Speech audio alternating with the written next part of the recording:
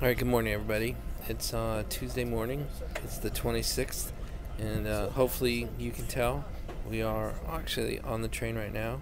And I just thought I'd try something different and show you some scenery while we talk.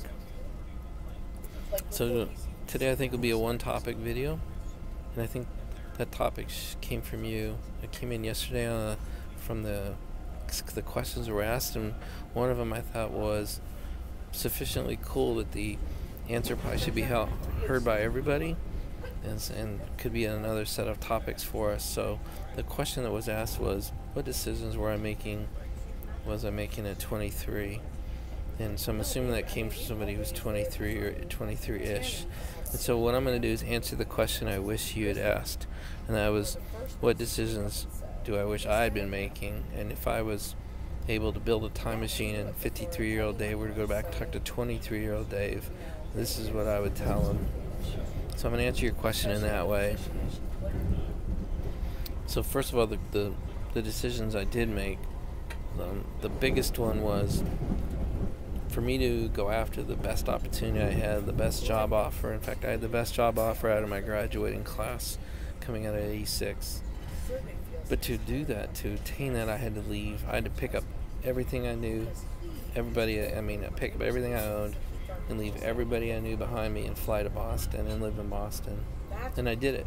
And it was very uncomfortable, to get off that airplane with a briefcase in one hand and a suitcase in the other and not know anybody for 3,000 miles. But if you can live through that and persevere through that and make that work, it starts to build up a belief in yourself. It builds a muscle that you're going to need later. The ability to face that risk, face that fear, live in that discomfort, and really persevere. It builds a personal strength. It certainly did in me that I didn't have prior to that. And I think the second thing I think you should be doing at that phase in your life is learning to spend at a lower rate than you're capable of and put that money in the bank. And a couple examples from that point in my life was I bought a Plymouth Horizon Miser edition for like $1,500 or $1,800. Paid for it and just lived at that level for quite a while. I had a roommate. We rented a 2-bedroom apartment, and I lived that lifestyle for a number of years in that 22, 23-year-old, probably up until I was 26, 27, until I met Anne-Marie.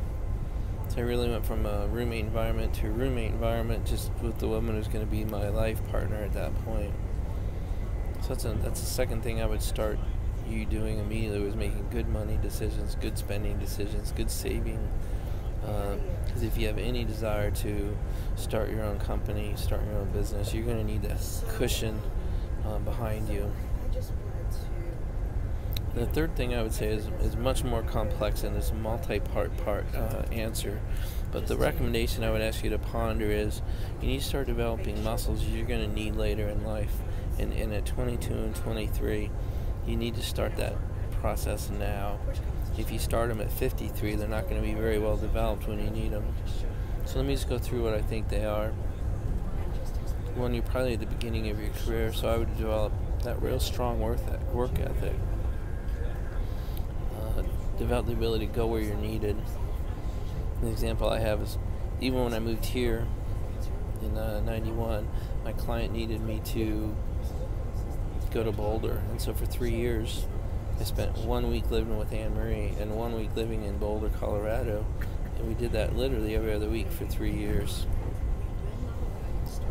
Another thing you need to develop is the ability to demonstrate that you are reliable, that you are consistent, that you're somebody that a client or a customer or an executive can really rely on, and to be consistently reliable. That you don't get sick a lot. You don't have a lot of personal issues that drag you out of being able to take care of what needs to be done. I think you need to develop the ability to develop patience and to pace your expectations. I see a lot in the workplace now. People want to be rewarded Like they show up 4 days in a row and they want an award for that. They show up for a month and they want an award for that. And we need to pace ourselves and show that we're consistent, we're reliable, we're dependable for months or even a couple of years. So I would try to pace your expectations. I want giant salaries day one. I want a giant raise within a few months of showing up. I want a huge bonus the first year. And I just don't think those are realistic pacing expectations. So that would be something I would work on as well.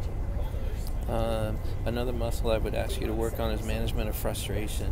And that is when something doesn't happen on the schedule you want it to, or dealing with a less capable teammate, or even dealing with a less capable boss. You're going to deal with people that just because they're older than you, they're in a position over you or in a superior position. That doesn't make them better. In fact, many times they're not as intelligent or not as educated or not as experienced maybe as you.